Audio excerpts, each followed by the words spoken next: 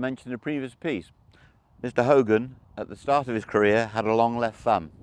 And what this tended to do was allow him to overswing. So with the long left thumb, he could go well beyond the horizontal, almost a John Daly-esque type backswing. Later, by about 1957, when he wrote the book, the left thumb had shortened and you were in the pad of the left thumb.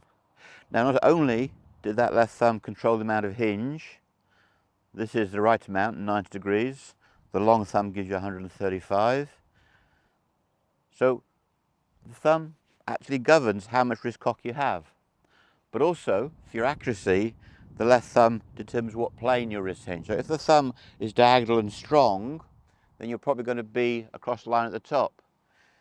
If you're a shorter, more stubby salad dodger like myself, and the thumb was diagonal in this way, then I wouldn't hinge as much, but I would hinge over the shaft and lay it off. Now what's fascinating is, and Simon can get a close-up of this, if I have a correct grip with a parallel left thumb, I get this much movement. It's about 45 degrees of movement. However, if I weaken the thumb and it goes diagonal weak, I have almost no wrist cock at all. It just won't go. Conversely, if the thumb was over in a strong manner diagonally, I would now get more wrist hinge than I needed. So it really is important. How your wrists work in the swing, which affects the forearms, is down to the left thumb and the length of it. It mustn't go into the red and be too far.